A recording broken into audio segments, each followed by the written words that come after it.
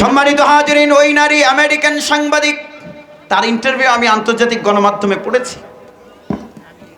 সেই মহিলা তালেবানকে দেখেই মনে মনে ভাবতে লাগলেন, তিনি নিজেই নাকি নিউজ করেছেন তালেবানরা ধর্ষক, তালেবানদের চরিত্র ভালো নাই, নিউজ তিনি করেছেন। তিনি মনে করেছেন তালেবান লিফটেই তাকে ইজ্জতহানির চেষ্টা করবে। ভাইরা আমার,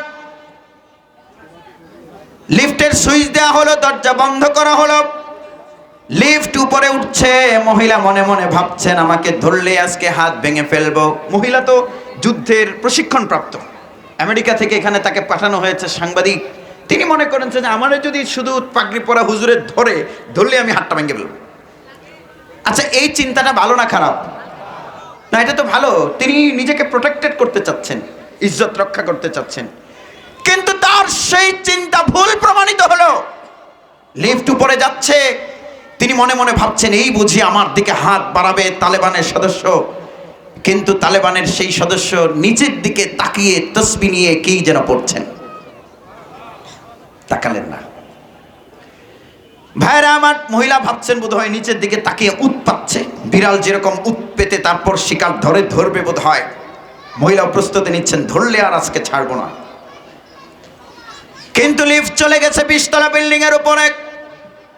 তালেবানের সদস্য তার দিকে হাত বাড়াবেন তো দূরের কথা, চোখটাও বাড়ালেন না। মহিলাও বেরিয়ে গেলেন, তালেবানের সদস্যও বেরিয়ে যাচ্ছেন। জান্নাতে যেতে হলে আপনার চরিত্র ভালো থাকতে হবে। আফসোস হলো এই চরিত্রে গুণে শুধু যুবকদের ধরেনি। গণমাধ্যমের রিপোর্ট, 65 বছর বয়সের বৃদ্ধ 8.5 বছরের মেয়েকে ধর্ষণ করেছে। এরকম প্রবলেম আছে না? না, যদি জান্নাতে যেতে চান চরিত্র ঠিক রাখতে হবে। ভাইরা আমার, তালেবানের ওই সদস্য লিফটে উঠলেন, মহিলা সাংবাদিক চলে যাচ্ছিলেন বেরিয়ে। ওই তালেবানের মেম্বারকে তিনি ডাকলেন, ডেকে বললেন, এই হুজুর দাঁড়াও। বলল, তালেবানের সদস্য, তোমাকে দেখে তো মনে হয় পাগড়িওয়ালা, তুমি তালেবান নাকি? বলছে, হ্যাঁ, I M a proud member of Taliban. বলছে, তুমি কি আসল তালেবান না নকল? তালেবানের ওই মেম্বার বলছেন যে নকল হবো কেন, আসলেই তো, এই যে আমার আইডেন্টিটি কার্ড। মহিলা বলছেন, তালেবান শোনো, আমি যে নিউজ করেছি তালেবানরা ধর্ষক হয়, তুমি আমাকে লিফটে একা পেয়েছো, আমার দিকে হাতও বাড়ালে না, চোখও বাড়ালে না, কারণটা কি? তালেবানের মেম্বার বললেন, তুমি ভুল শুনেছো, ভুল জেনেছো, মানুষকে ভুল জানিয়েছো। আমার ইসলামে নারীর দিকে হাত বাড়ানো তো নিষেধ, চোখ বাড়ানো নিষেধ। জার্নালিস্ট নারী তালেবানের দিকে ফেল করে তাকিয়ে বলছেন, এ ব্যাপারে তোমার ধর্মের কোনো বাণী আছে, নুসুস আছে? তালেবানের এই সদস্য কোরআনের আয়াত শোনালেন, قل للمؤمنين يغضوا من أبصارهم ويحفظوا فروجهم ذلك أزكى لهم إن الله خبير بما يصنعون।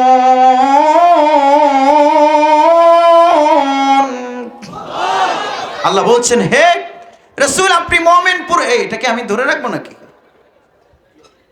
আপনি দেখতে পাচ্ছেন না যেটা উঠানো দরকার, একটু তুলে দেন।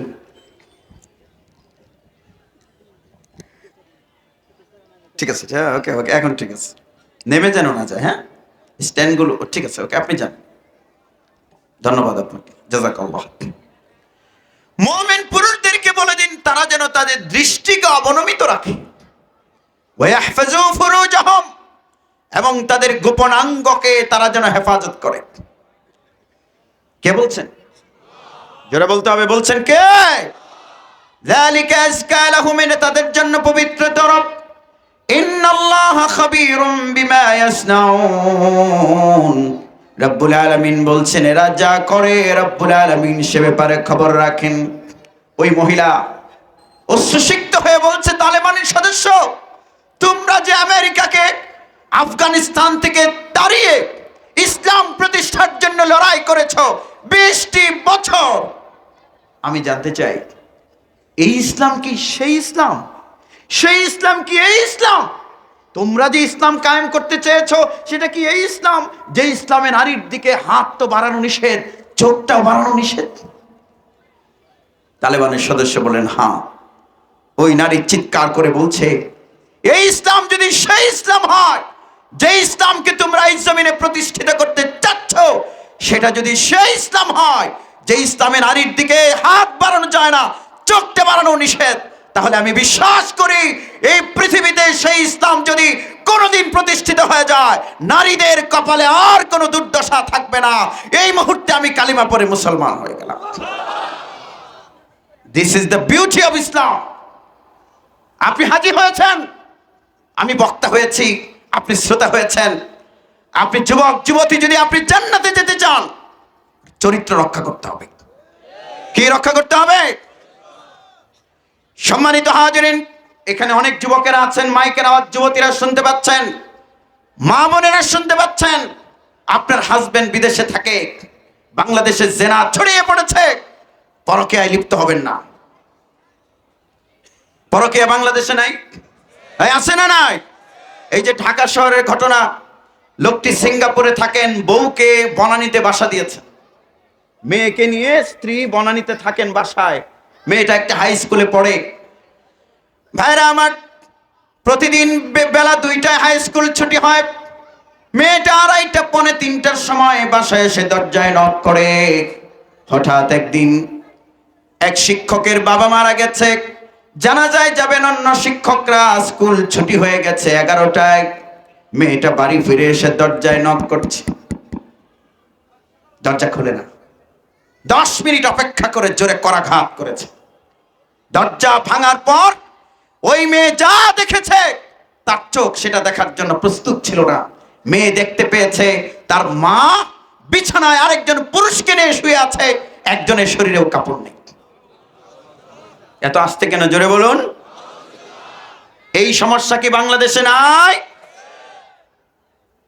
আমার ভাইয়েরা, ঘটনা এখানে শেষ হতে পারত, কিন্তু শেষ হয়নি। কারণ ওই মহিলা মনে মনে ভেবেছেন, আমার মেয়ে যদি তার বাবা বিদেশে থাকা বাবাকে বলে দেয় তাহলে তো উপায় নাই। পরকীয়া প্রেমিককে নিয়ে প্ল্যান করেছেন মেয়েটাকে মেরে ফেলবেন। সে প্ল্যান করে পরকীয়া প্রেমিককে নিয়ে প্ল্যান করে ওই বাচ্চাকে মেরে, যেই মা বাচ্চার জন্য 10 মাস 10 দিন পেটে ধারণ করে প্রসব বেদনা সহ্য করলো, নিজে একটা জিনিস খায় না, সন্তানের জন্য রাখে। পৃথিবীর মানুষের সবচেয়ে নিরাপদ জায়গা মায়ের কোল, সেই মায়ের কোল রাক্ষসীতে পরিণত হলো জেনার কারণে, পরকীয়ার কারণে। বাচ্চাকে মেরে 201 টুকরা করে বুড়িগঙ্গার পানিতে ভাসিয়ে দিয়েছে। এই প্রবলেম আছে না নাই? আপনি কোথায় যেতে চান যেন? আপনার জীবনের টার্গেট নাকি জান্নাতে যেতে চাইলো যুবক, you have to protect yourself. বক্তব্য শেষ করছি একখানা হাদিস শুনিয়ে। আল্লাহ নবী সাল্লাল্লাহু আলাইহি ওয়াসাল্লাম বলেছেন, মান ইয়াদমান লি মা বাইনা লাহইহি ওয়া মা বাইনা রিজলাইহি আদমানু লাহুল জান্নাহ। আল্লাহ নবী সাল্লাল্লাহু আলাইহি ওয়াসাল্লাম বলেছেন, যেই নারী যেই পুরুষ তার দুটো জিনিসের নিরাপত্তা নিশ্চিত করবে, আল্লাহ রাব্বুল আলামিনের নির্দেশের বাইরে 2 জিনিসকে যেই নারী যেই পুরুষ ব্যবহার করবে না, একটা হলো মা বাইনা লাহইহি, তার 2 চোয়ালের মাঝখানের জায়গা, ওয়া মা বাইনা রিজলাইহি, তার 2 পায়ের মাঝখানের জায়গা। রব্বুল আলামিনের হাবিব বলছেন, আদমানু লাহুল জান্নাহ, ওই ব্যক্তির জন্য আমি মুহাম্মদুর রাসূলুল্লাহ জান্নাতের জামিনদার হয়ে গেলাম। এই আপনার জীবনের টার্গেট নাকি? আরো জোরে বলতে হবে, টার্গেট কি? জান্নাতি হতে হলে চরিত্র রক্ষা করতে হবে। আমরা চরিত্র রক্ষা করবো ইনশাআল্লাহ। রাজি আছেন তো? আরে জেনা করলে চেহারার সৌন্দর্য নষ্ট হয়ে যায়, জেনায় লিপ্ত হলে দারিদ্র সামনে পেছন থেকে আঁকড়ে ধরে, জেনা করলে এইডস হয়, এইডস। এগুলো প্রত্যেকটা পয়েন্টের উপরে 10 মিনিট 15 মিনিটের বক্তব্য আমার শেষ হয়ে গেছে, অনেক লম্বা সময় দেওয়া হয়েছে আমাকে। এরপরে জেনা করলে ইমান হারা হয়ে মরার ঝুঁকিতে পড়ে যায়, ইমান বেরিয়ে চলে যায়। এরপরে জাহান্নামের সবচেয়ে উত্তপ্ত গেট দিয়ে জেনাকার নারী পুরুষকে প্রবেশ করানো হবে। একটা বিচ্ছু দংশন করবে, একবার দংশন করার পরে 1000 বছর পর্যন্ত সেই বিষ শরীরে যন্ত্রণা দেবে। আর যদি যুবক যুবতী নারী পুরুষ নিয়ত করে আমার জবানকে, আমার গোপনাঙ্গকে আমি আল্লাহর নির্দেশের বাইরে কাটাবো না, তাহলে আল্লাহ রাব্বুল আলামিনের হাবিব বলছেন আদমানু লাহুল জান্নাহ, ওই ব্যক্তির জন্য আমি মুহাম্মদুর রাসূলুল্লাহ জান্নাতের জামিনদার হলাম। এখন আপনারা বলুন আল্লাহর নবী, শুনুন, টাইম ফিক্স করে দেওয়া দরকার ছিল আগে থেকে। একখানা হাদিস রাসূল সাল্লাল্লাহু আলাইহি ওয়াসাল্লাম বলছেন, তুমি যদি তোমার চোয়াল আর দুই পায়ের মাঝখানকে সংযত করো, রাসূল তার জান্নাতের জামিনদার হবেন। এ আল্লাহ রাসূল আমাদের জান্নাতের জামিনদার হন, আমরা চাই কিনা? কে কে চান হাত তুলে দেখান। চরিত্র রক্ষা করতে হবে, করবেন তো ইনশাআল্লাহ? মুমিনের বৈশিষ্ট্য বলেছি, বলুন জীবনের টার্গেট আছে, সেটা কি? জান্নাতি হতে হলে নামাজ রেগুলার হবেন, চরিত্র রক্ষা করবেন, এই বৈশিষ্ট্যের সাথে মিলাবেন। ওমা আলাইনা ইল্লাল বালাগ। আসসালামু আলাইকুম ওয়া রাহমাতুল্লাহ। শেষ পর্যন্ত থেকে দোয়া করে যাবেন।